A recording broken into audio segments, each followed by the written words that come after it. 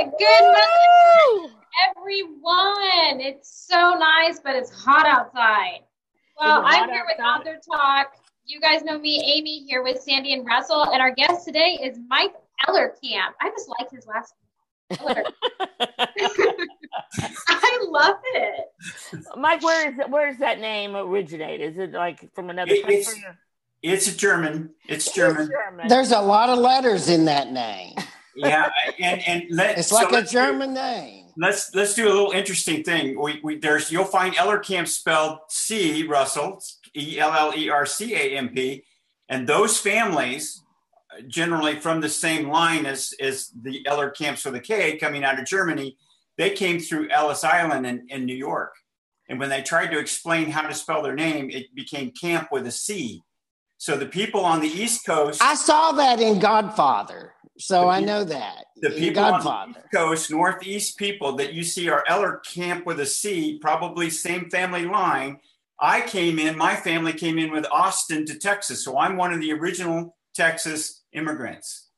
Wow. I'm a descendant of one of the original Texas immigrants with Austin. So Mike, I know that your daughter and her husband now live in Germany. Germany, yes. They're fixing to be in Munich. Right now they're in Dusseldorf. Now, does that have anything to do with the fact that your heritage is German or anything? Nothing? Or does it have to do that they're in the Air Force? Nope. No, not that. The kids love Europe, and when John, her husband, my son-in-law, got a chance to get a job over there, they went.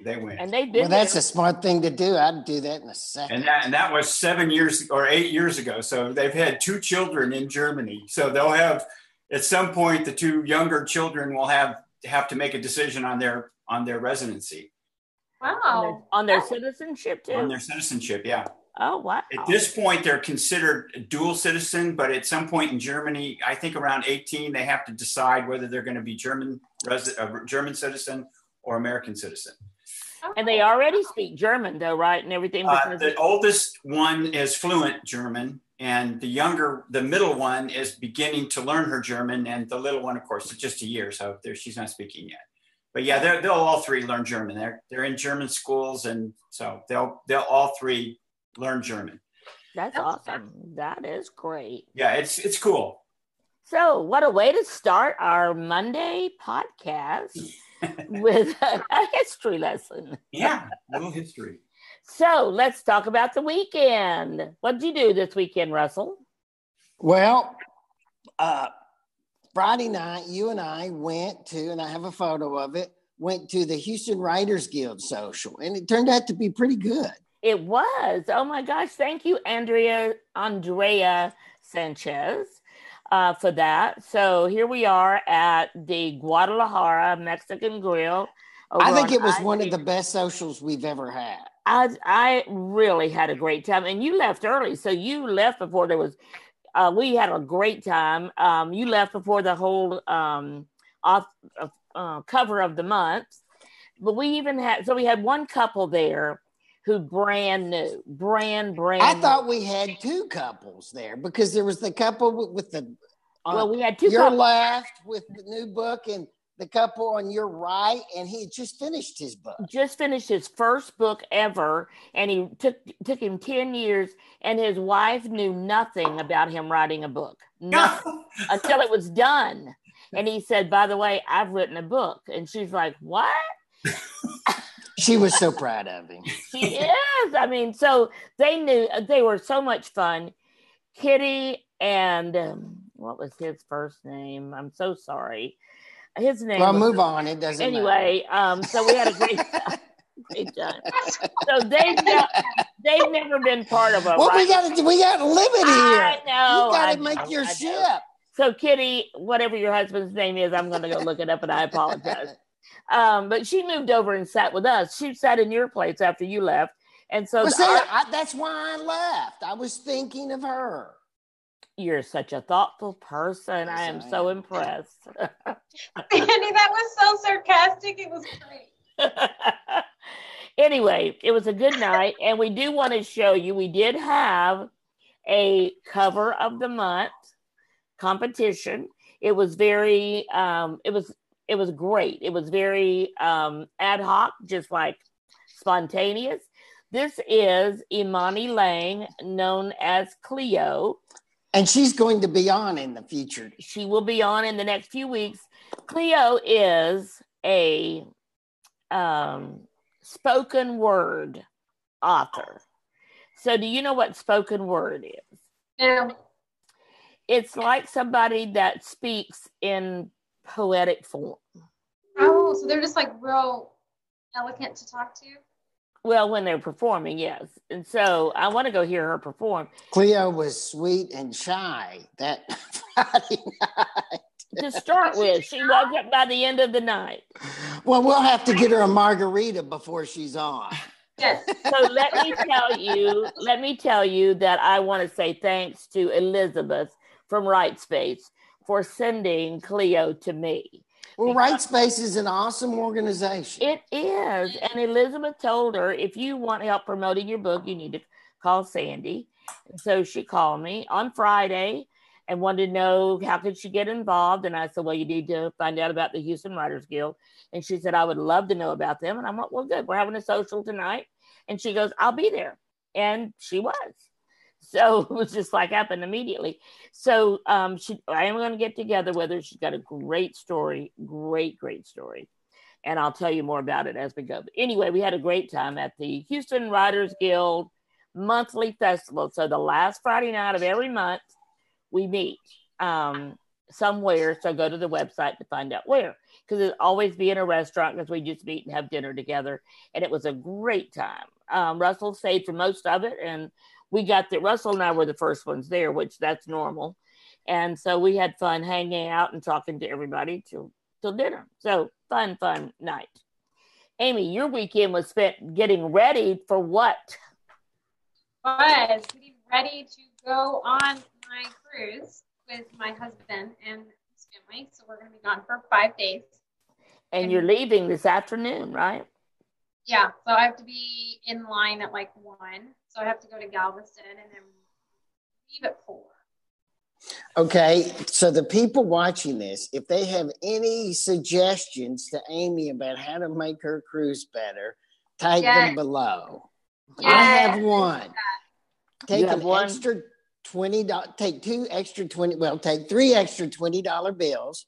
The first day, give your cabin, the guy that takes care of your cabin, give him $20. You'll be the number one person that he takes care of on your cabin. Oh, okay. That night, the guy that waits on your table, not the head waiter, but the one that does all the work at your table, give him $20. That way you're the most important person that he waits on every night. And the last one is there will be a bar in the ship. And Josh is like me. Josh and I are actually a lot alike, except he's a lot younger and better looking than me. No comment. There will be a bar that you guys kind of always find yourself at. Yeah. Pick out the bartender you want to use that whole trip. Give him $20. You're the number. Those are good tips. Yes, that will make your whole trip just a little better. So my niece, who's in Little Rock, said when you first mentioned the waiter and the person that will be taking care of the room, she also made a comment, same for the bartender. And then you went on to say bartender, so that's great. Shauna, I can tell she's related to you. Shauna also said, go Air Force, love Germany. She lived there for 4 years, Mike. So, nice. So she just, Shauna. My niece just retired from the Air Force after 20 something years. So very exciting. So anyway, hi, Shauna. Nice to hear from you. And I hear from her a lot more these days than I did before she retired. And Vola is on and she said, words to live by, Russell. So I know. Vola's going. No, Vola's not going with you, right? It's your husband's family. Yeah, you need to make sure you get $20 if you're with the in-laws to the bartender. Is Josh's family going too?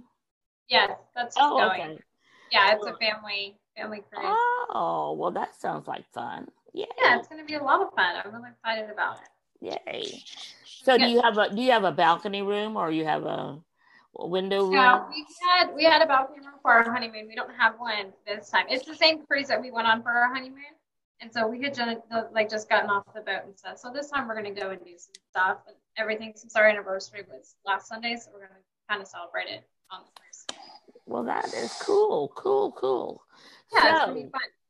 Russell, you said you had an article you wanted to share today. Yeah, and then we need to get to Mike. The New York Times, yesterday in the book review section, there's a new book coming out about To Kill a Mockingbird. And so the front cover of the entire book review section is entitled Mockingbird Reconsidered. And they have two reviews discussing just what one is from a modernist looking at To Kill a Mockingbird from today's social justice viewpoints and what they think of it. And then the other one is basically looking at the style and the history of the book and that sort of thing. It's interesting reading if you enjoyed that book. Well, and so I recommend it. It is such a classic. So yeah, I would love to read that about the book. It's been a long time since I read that book. So a very interesting book. So do we want to wait on the social media question, or you want to talk about I would like to talk about that. I think that because Amy is so excited about this. Amy, tell us what you're so excited about. I'm so excited for the Instagram TV. I'm going to create my own channel today, so that way, whenever I do have signal or whatever, I'm going to upload my cruise adventure onto that for Abundantly Social. But how do they find it? Well, okay. Let me pull it up.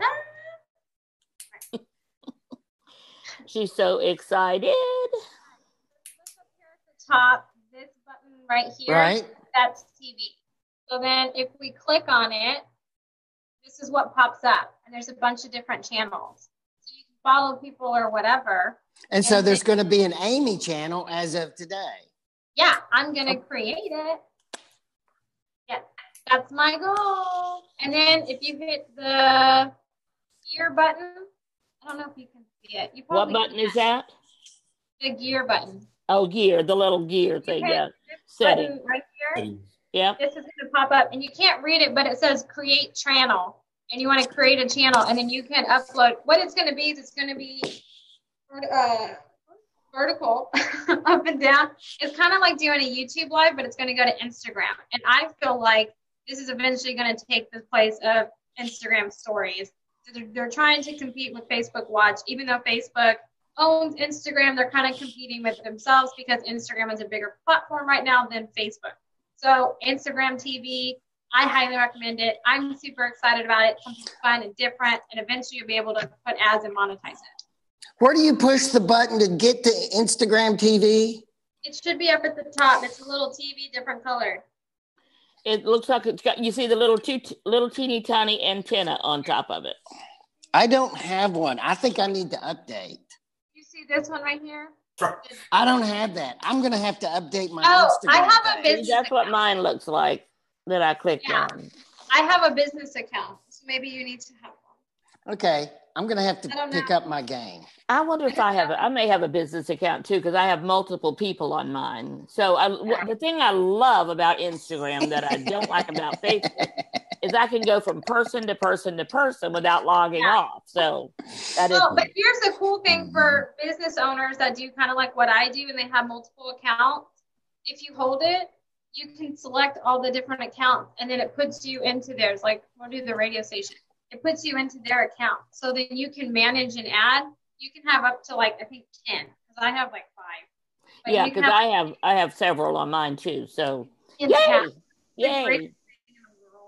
So Mike, are you on what social media platforms are you active on? Well, I've got LinkedIn, Twitter, and Facebook at this point. Facebook page, Facebook. I have not gone to Instagram yet because I've been overwhelmed enough with the 3 other platforms at this point to move on to Instagram. Well, you should know your market, and if your market is on Instagram anyway. So let's talk about your book and who is your market. So, Russell, if you will show the cover of Mike's book, we'll talk about his book and how. And so, Mike, what I want you to do is just tell us how you came to write a book called The Simple Little Rule, and it's the Golden Rule Rediscovered. Yeah. So, how did that happen? Well, many years ago, I had a falling out with church, and I ran off to do other stuff, but never really left the idea of, spiritual life, I guess, and went off studying all different kinds of religion, spirituality things, just to try to figure things out. And all this is what this book is. It's basically a memoir that talks about this story, this progression from that explosion in my life, near catastrophe in my life. It eventually led to a divorce and some other things. But so that moment and I basically went 360 degrees and went from, hating anything that had to do with scripture to writing a book about it.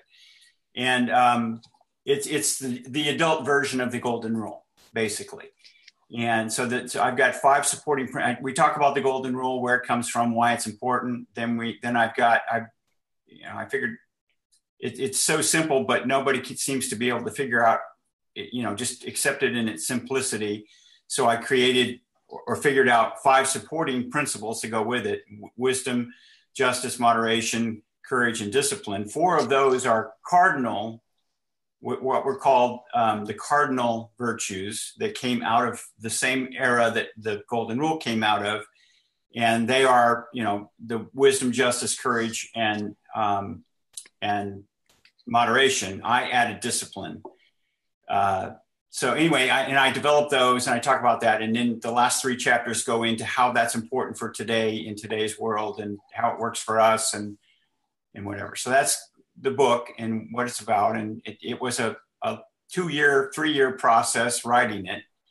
I had written notes for some 30 something years, but wife and I finally said, okay, it's time to put something together and let's see if we can't get it published. So you did get it published, and you have more books coming on that same topic, right? I do. I'm working on the second one right now, and it will be the volume 2. So Simple Little Rule, it will be the main title. The subtitle will be Developing a Culture of Harmony. So this takes where I left off with actually a little anecdotal story, The Snake in the Boat, which develops, if anytime you're in amongst people, team-wise or group or family or whatever, we have to associate with other people. There's no way around it. I mean, we can't exist without having other people in our lives. And so the snake in the boat story is you got 12 ranger students in the boat, and we keep crashing into the trees. And I keep trying to tell them, get out of the trees, stay in the middle of the river, moderation, the middle way. And they keep crashing back and forth into the trees. And sure enough, we get a moccasin in the boat, and I got 12 ranger students in the water. And let's get the snake out of the boat and get the rangers back in the water, out of the water, back into the boat. You never saw 12 guys walk on water like those guys when I tossed that snake back into the river. So that's a true. That sounds like something I would do. Yeah, it's a true story, and just so I but I wouldn't do it to help them. I would do it to torture them. Well, yeah, but I'm responsible for those 12 guys, so it's like it's kind of a. You're not Moses, are you? You're not turning that into a snake. No. So this is the actual walking stick. This is it right here. That threw the snake out of the boat and into the river. I still have it. So, but anyway, so that's an important story, because if we just work together, had they just, any one of them said, guys, come on. I mean, this is not difficult. It's the lazy river, and they just have to paddle a little bit to keep in the middle of the river. This is life. We let people get away with stuff, and we end up with a snake in the boat, and it messes up what's going on in our little network or neighborhood or society or whatever. Let's get the snake out of the boat, get it back in the river, get ourselves back in the middle of the river. In the middle way, the moderation. So, Mike, yes. when did you publish your book? And My question is, how did you publicize your book? Oh, well, okay. That's the story that we're going to talk about today, isn't it? Yeah, that's why we're here. Yeah. Do I need to mention names of publishers at this point? No, we don't want to mention names. Not today. Well, except for it's all over the book. So I use Balboa. And Mike, before you answer, let me interrupt and say that you have an incredible blog on your page, and I will actually pull up your page right now. So if people want to go to your page later, they can. This is actually Mike's web page. There it is. And you have this incredible blog on it that we're basing some of our discussion on, about 3 ways a book publishing plan that seems so right can go so wrong. Oh, yeah. So this is Mike's webpage if anyone wants to go to it. Yep, MikeEllerkamp.com, and it's with a K, Ellerka. Right, you already told us because you went to Texas, you didn't go to New York. You've been through Texas immigrant. One of the originals. I can tell you though, every time I start to type his name in an email or something, I have to go make sure. Is that K? Yes, that's K. So yes, absolutely. Yeah. So there was some comic that used to always introduce themselves. I'm so and so with the K. What was that? Okay, go ahead, Mike. Must have been you. Use Balboa Press. They are a subsidiary of Hay House. I found them out of a seminar that I went to, and they were going to be the. And I know I'm going to get in trouble for this. They were going to be the, your self-publishing arm of Hay House. I know you technical people out there are going to scream about that. It's pay to play. I get it. We're going to just accept that. But that's where I went. And actually And are you saying that you went to them because they were a big company? I went to them. Well, one, Hay House produces the kind of books that I'm interested in publishing. So my goal was, may not be anymore, but my goal was to establish my place within the Hay House wheelhouse, the Hay House corral, and then work my way up to where I could get to Hay House without having to go through the agent and 2-year process of trying to hammer my way through the wall the other way. I was trying to come through the back door. So go to the self-publishing company, pay to play, get a book done, and then once certain standards are met, then you have an opportunity maybe to be invited by Hay House up to the big guy. Okay, so that was kind of the plan, loosely, and we went to Balboa. We did the process, and actually, although there's some bad experiences out there, and you can find them if you do the search. My experience wasn't that bad. I understood. I'd read all the books. I understood that I'm going to have to do this publication or publicist part on my own. But I had a really good sales guy at Balboa, and their job is what? Sell stuff, right? So I bought the package. I bought the publicist package. Okay, what was in that package? Social media. I had a big. We heard this last Monday. Mm-hmm. We did with another writer. So we heard what you're about to say. So go ahead. It's an ongoing scenario. We hear it all the time. Yeah. So I paid all the big money, and we were going to get a certain amount of impressions out of social media. We were getting a certain amount of headway with the publicist company, whose name I'm not going to mention at this point. They did what they were supposed to. Everybody did what they were supposed to do, but there were no. And I'm going to use the finger quotes. There were no guarantees. There was no, we're going to get you in front of 3 television stations. We're going to, you're going to get X number of, and they can't do, you're going to get X number of book sales or whatever. They can't do that. But I spent a bunch of money, got a whole bunch of impressions, and I've sold 10 books, out of that process. Okay. I've sold more on my own, out of my own social media than I've done with all of the with your own efforts. You've sold more books. Right. Get it. And so can I just stop us here and say this? we are starting to hear this story, as Russell said, again and again and again. A few weeks ago, we had a Facebook Live where we talked to several publishers.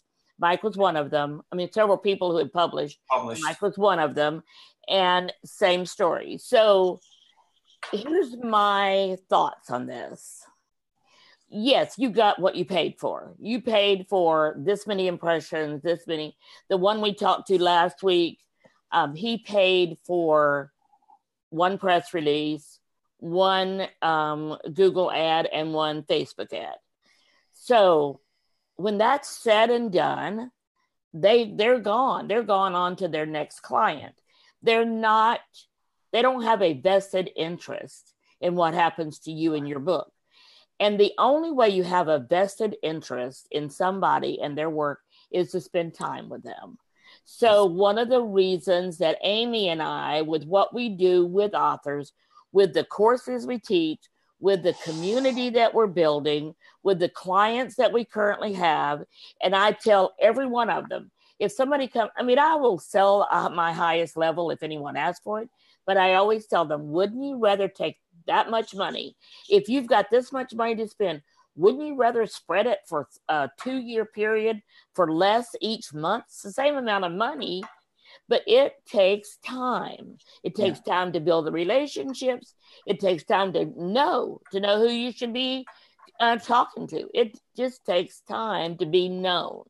And that's one of the things that Amy and I promote most from all the work we do. And we had a call yesterday to talk about the community is ready to go. I'm going to be working on putting the content in while Amy's gone so we can launch that because... Well, she's laying on a beach somewhere. Well, that's fine. She did her work before she left.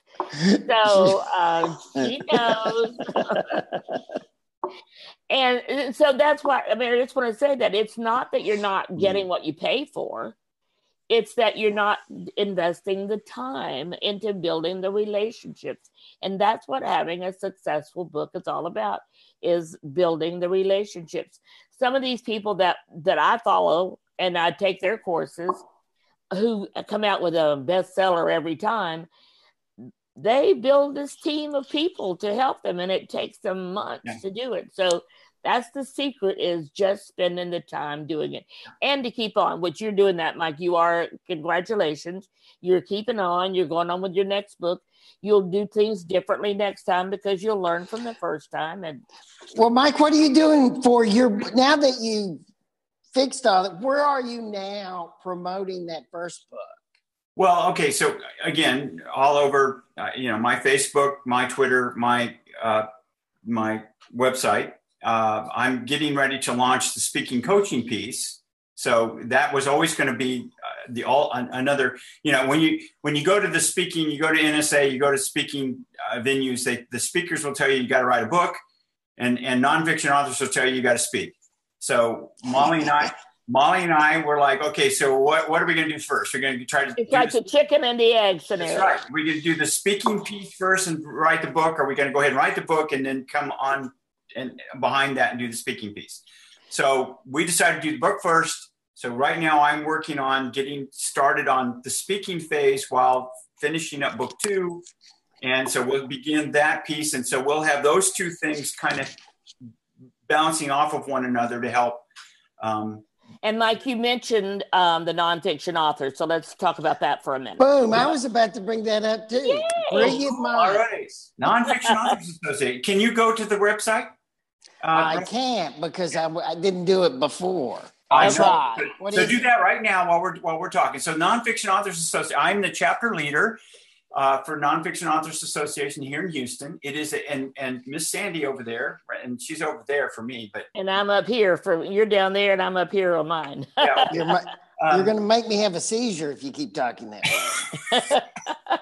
Anyway, so Miss Sandy, she's my co-host or co-author or whatever, co-person, and what was I going to say? Oh, yes, we are a national organization. We are about, I think it says somewhere in here, NFAA, and I can tell you right now that it says right here, is over 14,000 members strong. Well, I can tell you we're closer to 22,000 at What is your webpage address?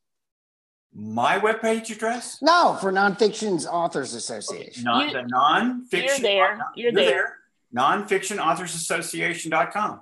Oh, okay. You're there. And that's the national. So you're on the national homepage. Yep. We have a chapter page on Facebook. So we'll show that later. We'll put that. Amy, will you find that and put that link in? It's a link to the Facebook page. And also Meetup. Let's tell everybody about Meetup too. Anybody that's listening, go to Meetup, and that's the way to keep track of what meetings are coming up and who's going to speak and those kinds of things. So we just had Roger Leslie was our speaker this month, June, and he was there last Thursday night. So we meet the third Thursday night of each month, and we meet at the Houston Business Lounge. So find that page. Amy will put the link in, and find the page and go, and then find it on Meetup and look to see who the next speaker is. But we meet at the Houston Business Lounge, and the address, everything is on that Facebook page. On Meetup, yeah. And on Meetup too.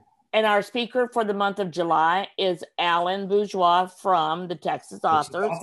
Yep. And he's going to talk about renegade marketing. So we're excited about that. Exactly what we need to be talking about. Yes, absolutely. So marketing is what we need to be talking about. So I love the nonfiction authors, because I joined there long before there was a Houston chapter, because it is a national group that all nonfiction authors should be a member of. And Stephanie Chandler, who started the group, is very well known in a lot of areas online. She has an online business. She's a great person to know. That's her book. And everybody that joins gets that. If you join at a certain level, you get that book free. They do have a free membership. You can join as free, and they have a lot. That webpage has more resources than any other I've ever seen for it's fabulous. It's unreal. And that's marketing, that's publishing, that's self-publishing, that's, members get paid members get Instagram Spark. So Ingram Sparks. Ingram Sparks, so they get free publishing out of that. It's not, it's not a big discount, but it's a discount. And there's just a ton of resources. If you're a paid member, you get free access to the chapter meetings wherever you are. So that means even if you happen to go to Dallas, and Blake and those guys will take you in up there, just like I would take you in here in Houston. So that's free membership anywhere you are for a chapter meeting. And there are now chapters. We now have chapters in England and in London. I think there's one being developed in India, and there's one being developed in Australia. I can't tell you names of the cities yet. I don't know that, but I've heard India and Australia. So in Canada already. So we're an international nonfiction authors association, actually. And I meant to tell Renee that you were going to be on. So I'm just now tagging her.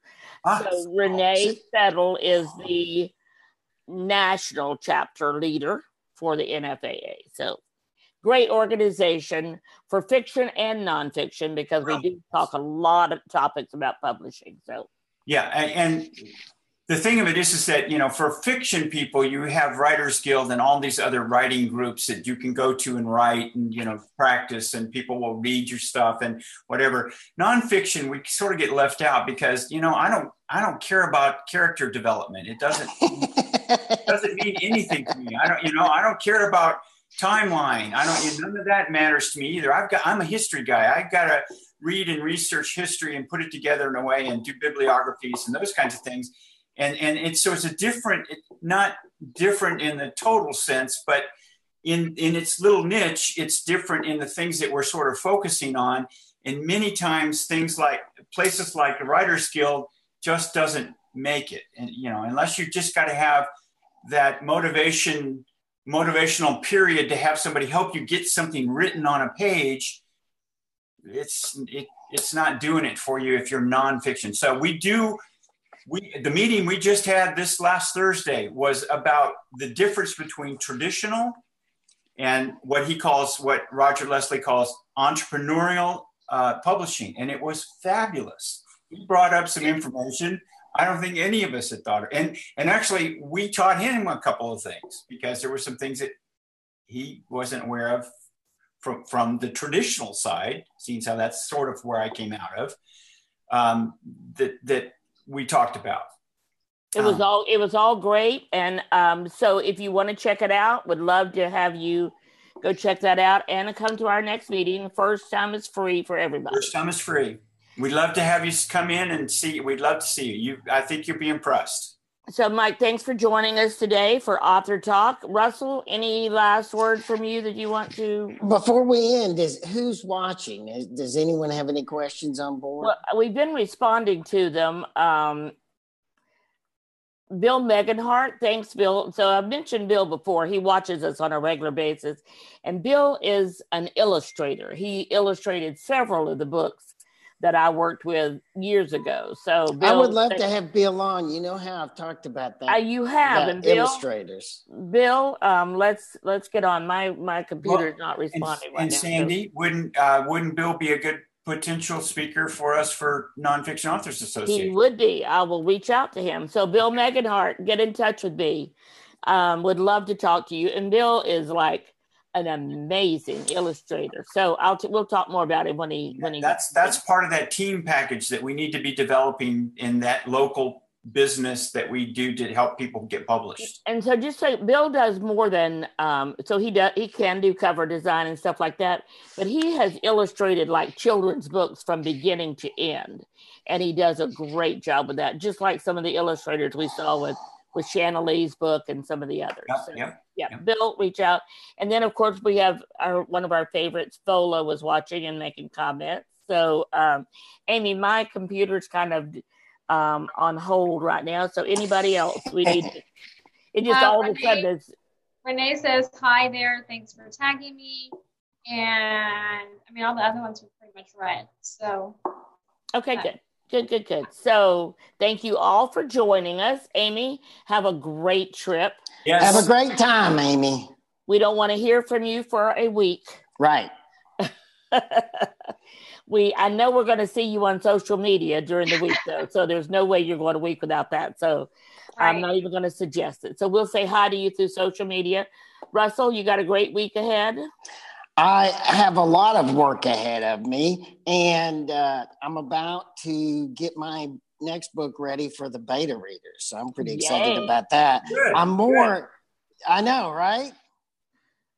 And Mike, what you got going on this week? Well, I've got a big Camp Hope. I do volunteer work out for PTSD.org, PTSDUSA.org. And so we've got a new facility. The family unit is getting ready to break ground out at Camp Hope, and we're going to do a big deal on Wednesday, and I'm going to be volunteering to help, monitor the people and so on. So. And by the way, if any of you are in the Conroe area or Woodlands or North, I will be speaking there Tuesday night at the Houston Writers House. They're starting another, they right now meet at the Black Lab, a pub over on Montrose, I believe it is. And they're branching out. They have a new part of their division opening up, and I'm going to be speaking Tuesday night to that group. So they're so busy. They are busy. They are be gone for the month of July, but when she comes back, I'm going to meet with her in August. And Amy, I hope you can be there because we're going to talk about Right Space and what we can do for them. So yay, lots of good stuff going on. So have a great week, everyone, and we will see you next Monday at 2 o'clock p.m. We're going to do a late an afternoon one because Manning Wolf is our guest. She just published her third book in the series, and I'm halfway through reading it now. It's a great book, Green Fees. And so guess where this takes place? Out on the golf course. So have a great week. We'll see you next week. Bye. See you guys.